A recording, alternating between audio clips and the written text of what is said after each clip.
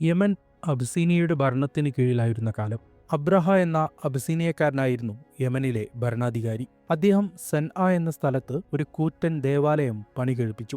2 ലക്ഷ്യങ്ങളായിരുന്നു അതിനു പിന്നിൽ. ഒന്ന്, മക്കയിലെ കഅബയെ നിഷ്പ്രഭമാക്കി തന്റെ ദേവാലയം അറേബ്യയിലെ ഏറ്റവും വലിയ ആരാധനാ കേന്ദ്രമാക്കണം. 2, അബിസീനിയയുടെ രാജാവായ നേഗസിനെ സുഖിപ്പിച്ച് ഭരണത്തിൽ തുടരണം. അതിനുവേണ്ടിയാണ് അബ്രഹ ഈ ദേവാലയം പണികഴിപ്പിച്ചത്. ദേവാലയത്തിന്റെ നിർമ്മാണത്തിനായി ഷേബ രാജകുമാരിയുടെ തകർന്ന കൊട്ടാരത്തിലെ മാർബിളുകൾ അദ്ദേഹം സംഘടിപ്പിച്ചു. സ്വർണത്തിലും വെള്ളിയിലും കുരിശുകൾ നിർമ്മിക്കുകയും ആനക്കൊമ്പും കരിമരുതും ഉപയോഗിച്ച് പ്രസംഗപീഠങ്ങൾ ഉണ്ടാക്കുകയും ചെയ്തു. അത്രയും ഗംഭീരമായാണ് അബ്രഹ ആ ദേവാലയം പണികഴിപ്പിച്ചത്. എന്നാൽ ദൈവവിധി തനിക്കെതിരാണെന്ന് അബ്രഹ ഒരിക്കലും തിരിച്ചറിഞ്ഞില്ല. ദൈവഗേഹത്തെ തനിക്ക് തോൽപ്പിക്കാൻ കഴിയുമെന്ന അയാളുടെ ആഗ്രഹം ചീട്ടുകൊട്ടാരം പോലെ തകർന്നടിഞ്ഞു. ഈ സംഭവം ചരിത്രത്തിൽ അറിയപ്പെടുന്നത് ആമുൽ ഫീൽ അഥവാ ഗജവർഷം എന്നാണ്. ഈ സംഭവത്തെക്കുറിച്ചാണ് ഈ എപ്പിസോഡിൽ സംസാരിക്കുന്നത്. സ്വാഗതം. പ്രൗഢഗംഭീരമായ ദേവാലയത്തിന്റെ നിർമ്മാണത്തിനു ശേഷം അബ്രഹ തന്റെ രാജാവായ നേഗസിന് എഴുതി, താങ്കൾക്കായി ഒരു ദേവാലയം ഞാൻ പണികഴിപ്പിച്ചിരിക്കുന്നു മഹാപ്രഭു. അതുപോലെ ഒന്ന് താങ്കൾക്ക് മുൻപ് ഒരു രാജാവും പണിതിട്ടില്ല. അറബികളായ മുഴുവൻ തീർത്ഥാടകരെയും അവിടേക്ക് തിരിച്ചുവിടുന്നതുവരെ എനിക്ക് വിശ്രമമില്ല.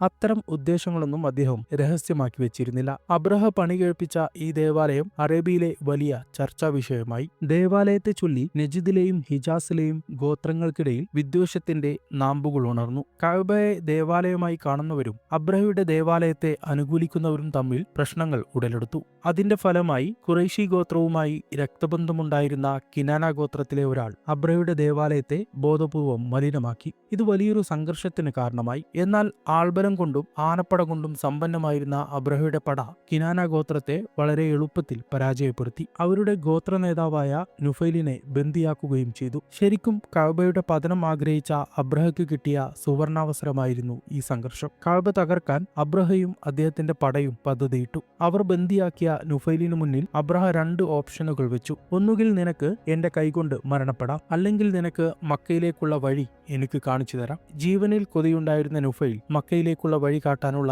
സൈനിക തീരുമാനത്തിന് വഴങ്ങിക്കൊടുത്തു. അങ്ങനെ നുഫൈൽ ദിശ കാണിച്ച വഴിയിലൂടെ അബ്രഹയും അദ്ദേഹത്തിന്റെ ആനപ്പടയും മക്കയെ ലക്ഷ്യമാക്കി യാത്ര തുടർന്നു. അബ്രഹയുടെ സൈന്യം തോയിഫിലെത്തിയപ്പോൾ ആ നാട്ടിലെ തെക്കീഫ് ഗോത്രത്തിലെ ഏതാനും പേർ അബ്രഹയെ കാണാൻ വന്നു. ഭയം കൊണ്ടാണ് അവർ അയാളെ കാണാൻ വന്നത്. കഅബയാണെന്ന് വിചാരിച്ച് തങ്ങൾ ആരാധിക്കുന്ന ലാത്തയുടെ ക്ഷേത്രം അബ്രഹ പൊളിച്ചു കളയുമോ എന്നതായിരുന്നു തെക്കീഫ് ഗോത്രത്തിന്റെ പേടി. ആ പേടി കാരണമാണ് അവർ അബ്രഹയെ കാണാൻ വന്നത്. അവർ ഒരു പടി കൂടി കടന്ന് ഒരു കാര്യം കൂടെ അബ്രഹയോട് പറഞ്ഞു. കഅബയിലേക്ക് എത്തണമെങ്കിൽ ഇനിയും കുറെ ദൂരം പോകണം. നിങ്ങൾക്ക് വഴി തെറ്റാൻ സാധ്യതയുണ്ട്. അതിനാൽ സൈന്യത്തെ സഹായിക്കാൻ ഒരു വഴികാട്ടിയെ ഞങ്ങൾ നിയോഗിക്കാം. ഗോത്രത്തലവൻ അബ്രഹയോട് അപേക്ഷാസുരത്തിൽ പറഞ്ഞു. തന്റെ സംഘത്തിൽ വഴികാട്ടിയായി നുഫൈൽ എന്നയാൾ ഉണ്ടായിരുന്നുവെങ്കിലും അബ്രഹ തക്ലീഫ് ഗോത്രത്തിന്റെ സഹായം കൂടി സ്വീകരിച്ചു. എന്നാൽ തക്ലീഫ് ഗോത്രത്തിന്റെ ഈ വഴികാട്ടി മക്കയിലേക്കുള്ള വഴിമധ്യം മരിച്ചു വീണു. മക്കയിൽ നിന്ന് 2 മൈൽ അകലെയുള്ള മുഗാമിസ് എന്ന സ്ഥലത്ത് വെച്ചാണ് ഇയാൾ മരണപ്പെട്ടത്. അബ്രഹയുടെ സൈന്യം അയാളെ അവിടെ തന്നെ മറമാടുകയും ചെയ്തു. അതിനുശേഷം അതുവഴി പോകുന്ന അറബികളെല്ലാം ആ മനുഷ്യന്റെ കുഴിമാടത്തിനു നേരെ കല്ലെറിയാറുണ്ട്. ഇപ്പോഴും അവിടെ ജീവിക്കുന്ന മനുഷ്യർ ഈ കല്ലെറിയൽ ചടങ്ങ് തുടർന്നു വരുന്നു. അയാളെ മറമാടിയ ശേഷം അബ്രഹയും സൈന്യവും യാത്ര തുടർന്നു. നുഫൈൽ തന്നെയായിരുന്നു അവരുടെ വഴികാട്ടി. മക്കയുടെ അടുത്തെത്തിയ അബ്രഹ മുക്കാമിസ് എന്ന സ്ഥലത്ത് താവളമടിക്കുകയും മക്കയുടെ പ്രാന്തപ്രദേശങ്ങളിലേക്ക് ഒരു സംഘം കുതിരപ്പടയാളികളെ അയക്കുകയും ചെയ്തു. ആ കുതിരപ്പടയാളികളാകട്ടെ പോയ വഴിയിൽ കണ്ടതെല്ലാം കൈക്കലാക്കുകയും കൊള്ളമുതൽ അബ്രഹയ്ക്ക് എത്തിച്ചു കൊടുക്കുകയുമുണ്ടായി. അവിടെയാണ് ഈ ചരിത്രത്തിലെ നായകൻ രംഗപ്രവേശനം ചെയ്യുന്നത്. അബ്രഹയുടെ കുതിരപ്പടയാളികൾ കൊള്ളയടിച്ച കൊള്ളമുതലിന്റെ കൂട്ടത്തിൽ അബ്ദുൽ മുത്തലിബിന്റെ ഉടമസ്ഥതയിലുള്ള 200 ഒട്ടകങ്ങളും ഉണ്ടായിരുന്നു. മക്കയിലെ പ്രമുഖ നേതാവായിരുന്നു അബ്ദുൽ മുത്തലിബ്. നേതാവിന്റെ തന്നെ മുതൽ കൊള്ളയടിക്കപ്പെട്ടത് ഖുറൈശി ഗോത്രത്തെ ചൊടിപ്പിച്ചു. ഖുറൈശികളും അവരുടെ അയൽപ്പക്ക ഗോത്രങ്ങളും ഒരു അടിയന്തര മീറ്റിംഗ് വിളിച്ചുകൂട്ടി പുതിയ സാഹചര്യം വിലയിരുത്തി.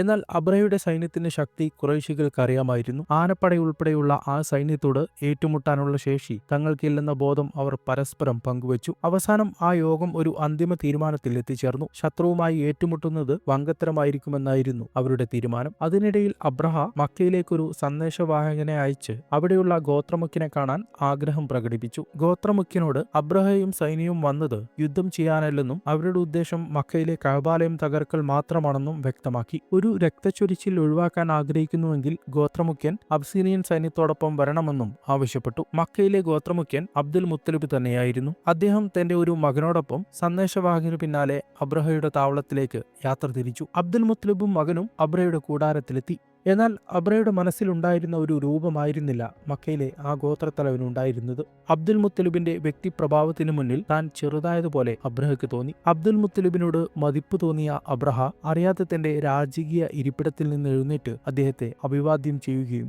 ഗവർണർക്കടുത്ത് പരവതാനി വിരിച്ചു സ്വീകരിക്കുകയുമുണ്ടായി. തുടർന്ന് കൂടെയുണ്ടായിരുന്ന വിവർത്തകനോട് അബ്രഹ ഇദ്ദേഹത്തിന് എന്തെങ്കിലും പറയാനുണ്ടോ എന്ന് അന്വേഷിച്ചു. അതിനുത്തരമെന്നോണം അബ്ദുൽ മുത്തലിബ് ഇങ്ങനെ പറഞ്ഞു: താങ്കളുടെ സൈന്യം എന്റെ ഉടമസ്ഥതയിലുള്ള 200 ഒട്ടകങ്ങളെ പിടിച്ചുകൊണ്ടുപോയിട്ടുണ്ട്. അവയെ തിരിച്ചേൽപ്പിക്കണം. അബ്ദുൽ മുത്തലിബിന്റെ ആ ആവശ്യം കേട്ട അബ്രഹ ആശ്ചര്യപ്പെട്ടു.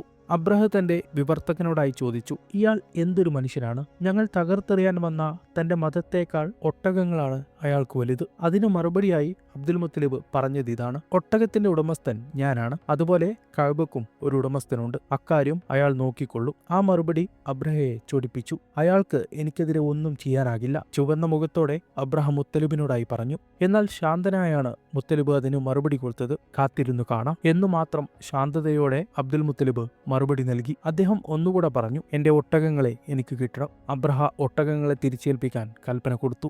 അബ്ദുൽ മുത്തലിബ് മക്കയിലേക്ക് തിരിച്ചു പോവുകയും മക്കയിലെ നിവാസികളോട് മക്കയുടെ അടുത്തുള്ള കുന്നുകളിലേക്ക് മാറി താമസിക്കാൻ നിർദ്ദേശിക്കുകയും ചെയ്തു. പോരാട്ടത്തിൽ നിന്ന് പിന്മാറിയതിനാൽ മുൻകരുതൽ എടുക്കുക എന്നത് തന്നെയായിരുന്നു ബുദ്ധി. അബ്ദുൽ മുത്തലിബ് അതിനുശേഷം തന്റെ കുടുംബാംഗങ്ങളോടൊപ്പം കഅബയിലേക്ക് പോയി. കഅബയിലെത്തിയ അവർ മനസ്സുരുകി പ്രാർത്ഥിച്ചു. അബ്രഹക്കും ആനപ്പടക്കുമെതിരെ ദൈവിക സഹായത്തിനു വേണ്ടിയായിരുന്നു അവർ പ്രാർത്ഥിച്ചത്. കഅബയുടെ മധ്യഭാഗത്തുള്ള വാതിലിന്റെ കൈപ്പിടി പിടിച്ച് അബ്ദുൽ മുത്തലിബ് ഇങ്ങനെ പ്രാർത്ഥിച്ചു: ദൈവമേ, നിന്റെ അടിമ അവന്റെ കുടുംബത്തിന്റെ സംരക്ഷണം ഏറ്റെടുത്തിരിക്കുന്നു. നീ നിന്റെ ഗേഹത്തെ സംരക്ഷിക്കണമേ.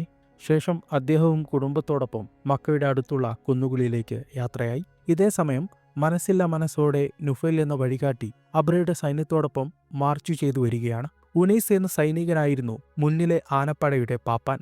ദീർഘയാത്രയായതുകൊണ്ട് തന്നെ നുഫൈൽ ഉനൈസിനെയും സൈന്യത്തെയും സസൂക്ഷ്മം വീക്ഷിച്ചിരുന്നു. ആ നിരീക്ഷണത്തിന്റെ ഫലമായി ഉനൈസിൽ നിന്ന് ആനയ്ക്ക് മനസ്സിലാകുന്ന ചില കൽപ്പനാവാചകങ്ങൾ നുഫൈൽ പഠിച്ചെടുത്തിരുന്നു. ഒരു തക്കം പാർത്തിരിക്കുകയായിരുന്നു നുഫൈൽ. വഴിമധ്യേ ഒരു ചാൻസ് കിട്ടിയപ്പോൾ അതുവരെ പഠിച്ചത് പരീക്ഷിക്കാൻ നുഫൈൽ തീരുമാനിച്ചു. ആനപ്പാപ്പാൻ ഉനൈസ് മുന്നേറാനുള്ള ആംഗ്യം ആനയ്ക്ക് കൊടുക്കുന്നതിനിടയിൽ നുഫൈൽ ആനയുടെ വലിയ ചെവി പിടിച്ച് അതിനോട് ഭൂമിയിലേക്ക് മുട്ടുകുത്തി നിൽക്കാൻ പറഞ്ഞു. ഉനൈസ് ആകട്ടെ ആനയോട് എഴുന്നേൽക്കാൻ ആവശ്യപ്പെട്ടെങ്കിലും നുഫൈലിന്റെ വാക്കുകൾ മറ്റാരുടേതിനേക്കാളും ശാന്തമായി ആനയിലേക്ക് എത്തുകയും അത് അനങ്ങാതെ കിടക്കുകയും ചെയ്തു. അബ്രഹത്തിനും സംഘത്തിനും ഇത് നിരാശയുണ്ടാക്കി. ആനയെ ഒന്ന് എഴുന്നേൽപ്പിക്കാൻ അവർ പഠിച്ച പണി 18 പയറ്റി. അവരതിനെ അടിക്കുകയും ഇരുമ്പുദണ്ടുകൊണ്ട് തലക്ക് കുത്തുകയും വലിയ തോട്ടി ഉപയോഗിച്ച് അടിവയറ്റിൽ കൊളുത്തി വലിക്കുകയും ചെയ്തു. പക്ഷേ ആന അനങ്ങിയില്ല. അത് പാറ പോലെ കിടന്നു. എല്ലാ തന്ത്രങ്ങളും പരാജയപ്പെട്ടപ്പോൾ സൈന്യത്തെ മുഴുവൻ തിരിച്ചു നിർത്തി അബ്രഹയും ഉനൈസും യമന്റെ ഭാഗത്തേക്ക് കുറച്ച് മാർച്ചു ചെയ്യാൻ ആരംഭിച്ചു. അപ്പോൾ ആന എഴുന്നേറ്റ് വട്ടം തിരിഞ്ഞ് സൈന്യത്തെ പിന്തുടർന്നു.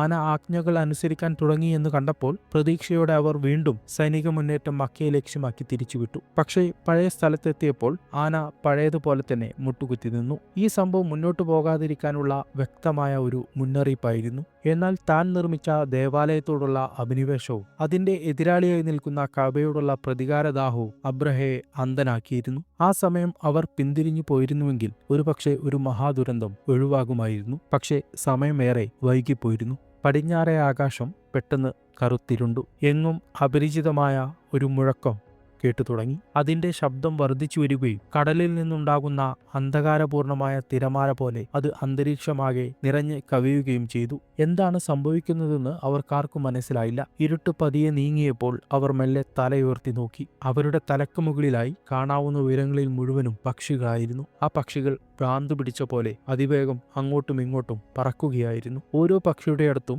ഉണങ്ങിയ കായകൾ പോലുള്ള 3 ചെറിയ ചരൽക്കല്ലുകൾ ഉണ്ടായിരുന്നു. ഒരെണ്ണം ചുണ്ടിലും 2 കാൽനഖങ്ങളിലും. സൈന്യം കണ്ണു തുറക്കേണ്ട താമസം. ഓരോ കല്ലുകളും താഴേക്ക് പതിക്കാൻ തുടങ്ങി. സൈനികരുടെ ശരീരത്തിലൂടെ കല്ലുകൾ തുളച്ചു കയറി. ശരീരത്തിൽ കല്ല് തുളഞ്ഞു കയറിയ ഉടനെ മാംസം ഉരുകാൻ തുടങ്ങും. ചിലരുടെ കാര്യത്തിൽ അത് പെട്ടെന്നായിരുന്നുവെങ്കിൽ മറ്റു ചിലരുടെ കാര്യത്തിൽ അത് ക്രമേണയാണ് സംഭവിച്ചത്. 90% സൈനികരും കൊല്ലപ്പെട്ടു. ബാക്കിയായവരിൽ പാപ്പാൻ ഉനൈസും ആനയും ഉണ്ടായിരുന്നു. എന്നാൽ അവിടെയുള്ളവരെല്ലാം ഒരു കൊടും ഭീതിയിൽ അകപ്പെട്ടിരുന്നു. ബാക്കിയായവർ ചിതറിയോടി. ചിലർ ഇജാസിൽ തങ്ങി, ചിലർ സെനായിലേക്ക് മടങ്ങി. എന്നാൽ പോകുന്ന വഴിയെ പലരും മരിച്ചു വീണു. അബ്രഹ ഉൾപ്പെടെ ചില ആളുകൾ സെനായിലെത്തിയ ശേഷം മരണപ്പെട്ടു. നുഫൈലാകട്ടെ മക്കയിലെ മലയിടുക്കുകളിലേക്ക് നേരത്തെ തന്നെ രക്ഷപ്പെട്ടിരുന്നു. ഈ സംഭവത്തിന് ശേഷം അറബികൾ ഖുറൈശികളെ ദൈവത്തിന്റെ ജനത എന്ന് വിളിച്ചു പോന്നു. അവർക്ക് മുൻകാലങ്ങളിലൊന്നും ലഭിക്കാത്ത ആദരവ് കൈവരുകയും അംഗീകാരം ലഭിക്കുകയും ചെയ്തു. കാരണം ദൈവം അവരുടെ പ്രാർത്ഥനയ്ക്ക് ഉത്തരം കൊടുക്കുകയും കഅബയെ ഒരു മഹാനാശത്തിൽ നിന്ന് രക്ഷിക്കുകയും ചെയ്തിരുന്നുവല്ലോ. അവർ പിന്നെയും ബഹുമാനിക്കപ്പെട്ടു. അത് മറ്റൊരു സംഭവത്തിലായിരുന്നു, സംശയമില്ല. അതിന് ആദ്യത്തേതുമായി യാതൊരു ബന്ധവുമില്ല. എന്നാൽ ഈ ഗജവർഷത്തിൽ തന്നെയാണ് അതും സംഭവിച്ചത്. പക്ഷികളുടെ ആ നിഗൂഢമായ ആക്രമണം മക്കയിൽ അരങ്ങേറിയ കാലത്ത് അബ്ദുൽ മുത്തലിബിന്റെ മകൻ അബ്ദുള്ള അവിടെ ഉണ്ടായിരുന്നില്ല. ഒരു കച്ചവട സംഘത്തോടൊപ്പം അദ്ദേഹം സിറിയയിലേക്കും ഫലസ്തീനിലേക്കും വ്യാപാരത്തിന് പോയിരിക്കുകയായിരുന്നു. തിരിച്ചു വരുന്ന വഴി അബ്ദുള്ള യസ്രിബിലെ വല്യുമ്മയുടെ കുടുംബത്തിൽ താമസിക്കുകയുണ്ടായി. അവിടെ വെച്ച് അദ്ദേഹത്തിന് അസുഖം ബാധിച്ചു. കച്ചവട സംഘം അദ്ദേഹം ഇല്ലാതെയാണ് മക്കയിലെത്തിയത്. അവരിലൂടെ അബ്ദുള്ളയുടെ രോഗവിവരമറിഞ്ഞ അബ്ദുൽ മുത്തലിബ് സഹോദരൻ ഹാരിസിനെ യസ്രിബിലേക്ക് അയക്കുകയും രോഗം സുഖമാവുന്നതുവരെ സഹോദരനോടൊപ്പം കഴിയാൻ നിർദ്ദേശിക്കുകയും ചെയ്തു. എന്നാൽ ആ അസുഖം ഭേദമാകാൻ അബ്ദുള്ള കാത്തിരുന്നില്ല. അദ്ദേഹം മരണത്തിന് കീഴടങ്ങി. മരണപ്പെട്ട വിവരം ഹാരിസ് അബ്ദുൽ മുത്തലിബിനെ അറിയിച്ചു. ഹാരിസ് മക്കയിൽ തിരിച്ചെത്തിയപ്പോൾ അബ്ദുൽ മുത്തലിബിന്റെ വീട്ടിൽ വലിയ ശോകമൂകമായ അന്തരീക്ഷമായിരുന്നു. അബ്ദുള്ളയുടെ ഭാര്യ ആമിന അപ്പോൾ ഗർഭിണിയായിരുന്നു. ഭർത്താവിന്റെ മരണം അവരെ തളർത്തി. പക്ഷേ ആ തളർച്ചയിലും തനിക്കുള്ളിലെ ദിവ്യപ്രകാശത്തെ സംബന്ധിച്ച് ബോധവതിയായിരുന്നു ആമിന. ഒരു ദിവസം ആ പ്രകാശം കൂടുതൽ തെളിഞ്ഞു. ആ പ്രകാശം ആമിനയെ ഒരു മായാക്കാഴ്ചയിലേക്ക് കൊണ്ടുപോയി. ആ വെളിച്ചത്തിലൂടെ അവർ സിറിയയിലെ ബോസ്ര കൊട്ടാരത്തിന്റെ കാഴ്ചകൾ കണ്ടു. ആ കാഴ്ചക്ക് അവസാനം ഒരു അശരീരി ആമിനയോട് പറഞ്ഞു, നീ ഗർഭപാത്രത്തിൽ വഹിച്ചിരിക്കുന്നത് ഈ ജനതയുടെ നേതാവിനെയാണ്. അവന് മുഹമ്മദ് എന്ന് നാമകരണം ചെയ്യണം. ഈ സംഭവം നടന്ന് കുറച്ചാഴ്ചകൾക്ക് ശേഷം ആമിന പ്രസവിച്ചു. പ്രസവ സമയം ആമിന അവരുടെ അമ്മാവന്റെ വീട്ടിലായിരുന്നു. പ്രസവ വിവരം അബ്ദുൽ മുത്തലിബിനെ അറിയിക്കുകയും പേരക്കുട്ടിയെ വന്നു കാണാൻ അദ്ദേഹത്തിന് വിവരം കൊടുക്കുകയും ചെയ്തു. അബ്ദുൽ മുത്തലിബ് പിഞ്ചു പൈതലിനെ വാത്സല്യപൂർവ്വം എടുത്ത് കഅബയിലേക്ക് കൊണ്ടുപോയി. ദൈവികമായ ആ സമ്മാനത്തിന് നന്ദി പറഞ്ഞ് ഏറെ നേരം ദേവാലയത്തിൽ പ്രാർത്ഥനാനിരതനായി.